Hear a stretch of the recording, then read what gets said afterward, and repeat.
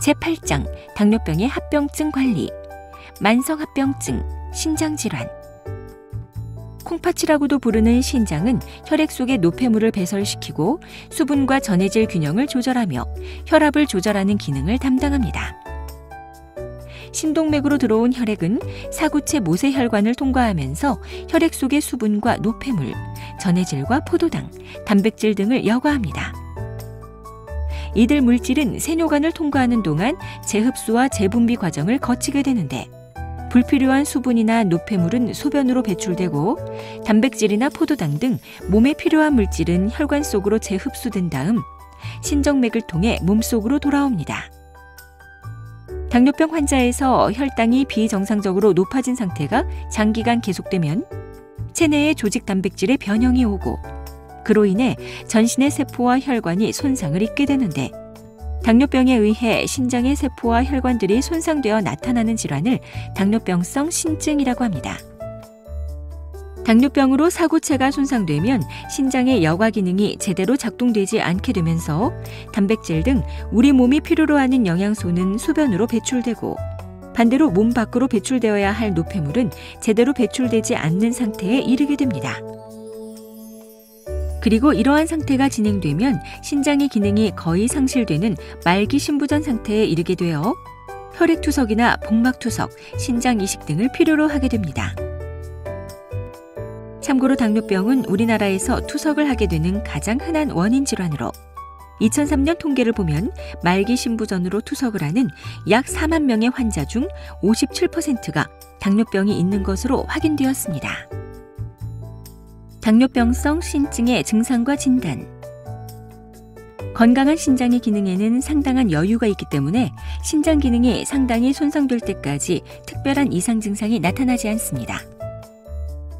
하지만 당뇨병성 신증이 발생하면 사구체의 기능 이상 등에 의해 소변으로 단백질이 빠져나오기 때문에 소변 검사를 통해 단백질의 일종인 알부민이 비정상적으로 배설되고 있는지 여부를 확인해야 합니다.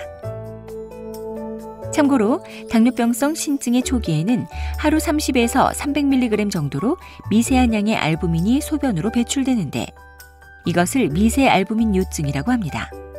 여기서 더 진행하여 하루 300mg 이상의 알부민이 소변으로 빠져나오는 상태를 현성 단백뇨라고 하는데 이 단계에서 더 진행하면 실제로 신장의 기능이 감소하기 시작합니다.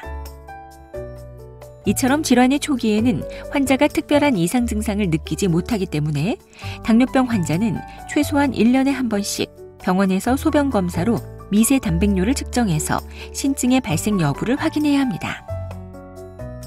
당뇨병성 신증의 예방과 치료. 검사 결과 미세 단백뇨가 검출이 되지 않는 상태라면 혈당 조절을 열심히 하면서 향후 발생할 수 있는 당뇨병성 신증을 예방해야 합니다. 연구에 따르면 혈당 조절이 잘 된 환자군은 혈당 조절이 잘 되지 않은 환자군에 비해 당뇨병성 신증의 발생 비율이 절대적으로 낮은 것으로 확인되었습니다. 한편 검증되지 않은 건강보조식품이나 민간요법은 신장에 부담을 주거나 신장의 기능을 저하시킬 수 있기 때문에 주의가 필요합니다. 만약 미세 단백뇨가 검출되는 상태라면 무엇보다 혈당을 조절하는 데 각별한 신경을 써야 합니다. 왜냐하면 미세 단백뇨가 나오더라도 혈당을 잘 관리하면 상태가 호전되는 경우도 있기 때문입니다.